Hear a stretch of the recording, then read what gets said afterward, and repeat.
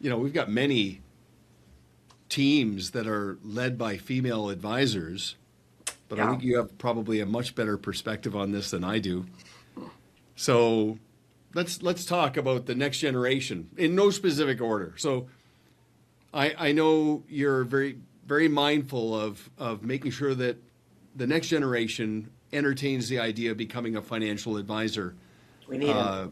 So run with that if you don't mind. I am excited to see the next gen come up. And interestingly, when I started in this business, I'm sure it was an 80-20, 80% male, 20% female. I don't know how much that's changed. I don't think it's a ton.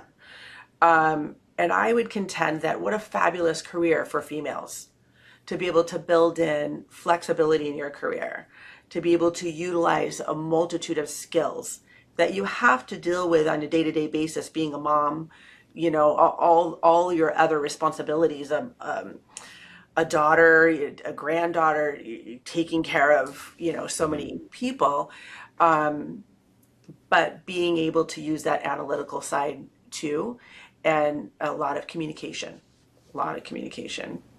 And I would contend that that's where you meet people in that sense of security, being able to provide that to them and peace of mind about their wealth.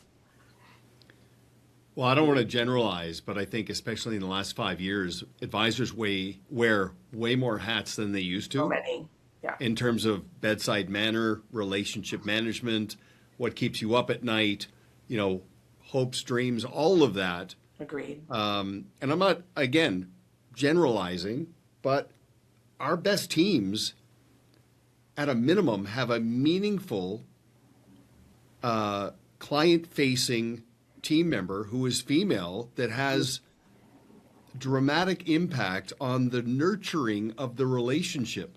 Yeah. So I'm not saying men can't nurture a relationship, but having that balance is pretty powerful.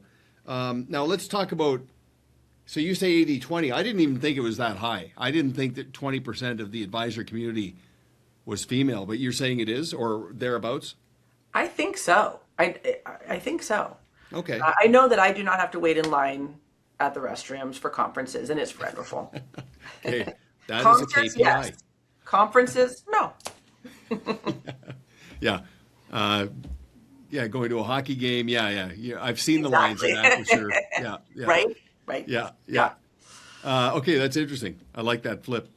Now, what about the family? Is it an 80-20 dynamic where advisors spend 80% communicating with the primary earner of the family and maybe sometimes unintentionally don't pay tribute to the spouse in the relationship? Is that something you're aware of? I think it happens, and I think we have to fight hard for it not to happen. And sometimes, the squeaky wheel gets the grease. So they're going to talk the most, that primary wage earner, and communicate more, but being very intentional about, in-person meetings, looking at both people, asking the question of both people, even asking the question of the non-wage, higher wage earner or wage earner, and then pivoting to the other person, including in emails, always both of them is important.